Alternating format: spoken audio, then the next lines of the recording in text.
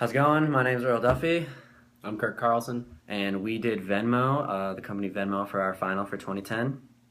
And we'll start here with the mission statement, which is this is the one we came up with, the longer one. So it's Venmo is becoming one of the world's largest money management apps. It provides a simplistic service to anyone who has a smartphone as well as an active bank account. Venmo allows people to transfer money between friends by just a tap of your smartphone. The innovative app works for people of all ages and allows for the transfer of money to anyone who also has the app. Venmo provides bank-grade protection to ensure all transactions are made safely and securely.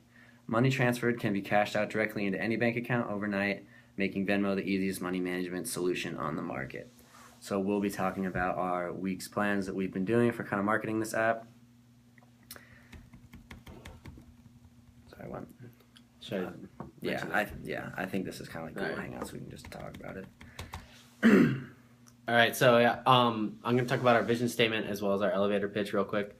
Both a little smaller. We made these as well and didn't come off of their own vision statement. So Venmo provides a fast and safe way to manage and transfer money between your friends. The innovative service is available to all smartphone users who have a bank account. Venmo has a secure foundation to protect your payments and ensure transfers between accounts are made at the safest level possible. And then the elevator pitch is Venmo provides a simple and yet secure mobile way to transfer money. Mm-hmm. And so our strategic short-term plan was pretty much just to increase the amount of users and bring awareness to our college campus here at the U. We were going to use tools like social media, tabling, face-to-face communication, and word of mouth.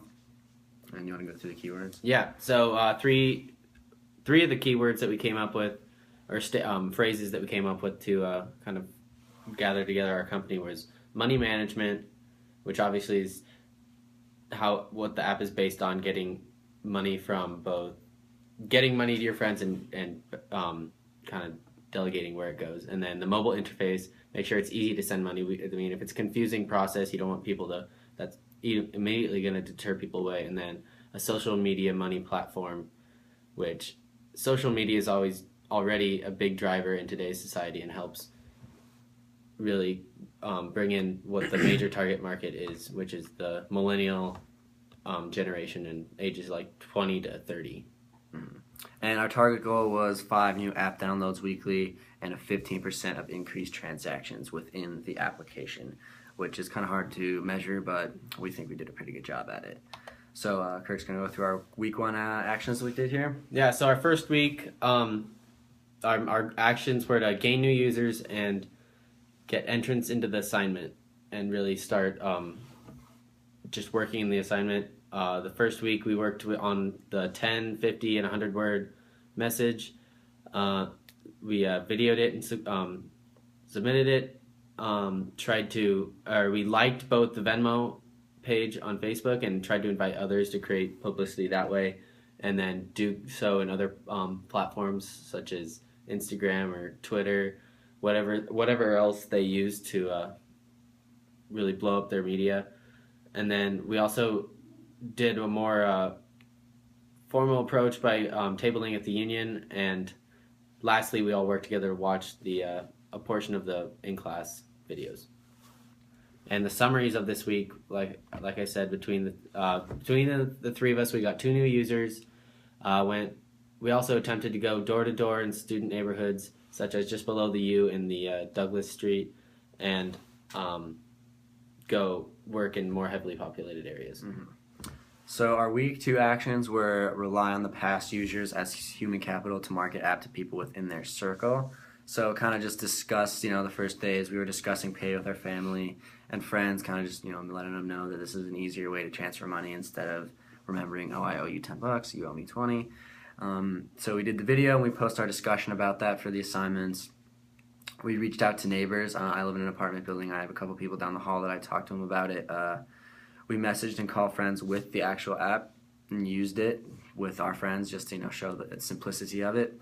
Continued to use social media. It actually posts sometimes when you use it, so it kind of worked itself out and did that for us. And then we watched and discussed the video again at the end of the week. So the summary for that week is the immediate friends were enthusiastic about helping promote. It is a very convenient app that a lot of our friends, again, between 20 and 30, use. The results are not really applicable this week because we didn't do much other than talk to people about it. We didn't really go out and market it. So, And then for the week 3 actions, we tried to get an outline to do the radio interview and then continue with marketing the app like we've done every week. We tried to. I'm in a fraternity, so I tried to integrate the app with our weekly minutes and put it in both our chapter meeting and the minutes that everyone reads to encourage them to download the app and create a bigger user base for here at the U. And for the results summary for this week, we branched off telling friends like we mentioned, and like I said, included my fraternity and tried to make it even bigger. all right. So week 4, we began working on some marketing videos for it, and we're figuring out how to pitch them each respectively. So we met up to discuss the outline, kind of get a good basis, all met up. We worked on the 15-second and 1 to 2 minute video. That wasn't too hard. And the 30-second video with help from others. We kind of just, finished off that week with collaborating and finalizing them to submit. And so the result was that it's kind of, there wasn't much work done for actual marketing that week. The videos that we worked on were a little more challenging than we thought. So we still had a week to complete all of our other stuff to get ahead. So that was about it for week 4. And then on to week 5, we went back to the tabling idea, and we set up a booth, a booth with promotions in the union, and tried to pitch ideas to other classes other than just business classes. And with the table, it was kind of similar to what the Treats app did, and kind of have a promotional wheel where people would spin and get maybe a T-shirt or a koozie to put around your beverage or anything that would just had the logo of Venmo on it. And then each of us, we took the idea to a class, either pitched it for a presentation or pitched it in a just before the class to inform everyone. And then at the end of the week, we started to delegate out positions for who's going to do what for the master plan and the executive summary, and tried to get that ready so that we would finish it before the weekend of the following week. And then the progress of this week, we saw that it slowed down. Downloads were starting to slow down, and we anticipated it would plateau as more and more people gain access, especially as we approach finals, and we are happy with our positioning for the final week. Yeah. So for the last week, or the 6th one, we finished the project with connecting to 3 to 5 personal friends that we knew didn't have the app, and we walked them through getting the app, downloading it, setting up it through their bank account and all that. So we met with our friends for the first couple of days. We kind of met up and analyzed all this data and how we got everyone, how easy it was and all that. We worked on our master plan and wrote up our executive summary, and we are now recording our video. So we felt like this, we finished the class on a high note and set forth to do what we, as a goal. We finished the entire project and plan to post the recording later on today. So that's kind of the end of what we've been doing for Venmo. It's been a pretty, I've learned a lot about it. Are we going to go through this too? Yeah, and then we'll go through the executive summary. We won't include the mission statement because we already read that. But we'll talk about the company information first. So the company started in 2009 when Andrew Cortina and Ikram Magdon Ismail went together and band together and find an easier way to settle their accounts. When the two went on a road trip together, Ikram forgot his wallet and sparked the idea of being able to pay someone back without needing physical cash or cards. 3 years later, Braintree Corporation acquired Venmo for $26.2 million. Braintree is a gateway company that helps complete business credit card transactions. The following year, Braintree was acquired by eBay and was made a subsidiary under the operations of PayPal. The operations are now based in Chicago with 144 employees to date. And so, upon acquiring Braintree and everything that it owned, eBay purchased the company for $800 million in cash, no stock options or anything like that. And during the 2013 fiscal year, Braintree was processing $12 billion in payments, which $4 billion of that was coming through mobile transactions such as Venmo. So that's, a good fourth. That's a quarter, right? That's a Yeah. quarter of their whole of the payments that they're going through Venmo, which is a high number.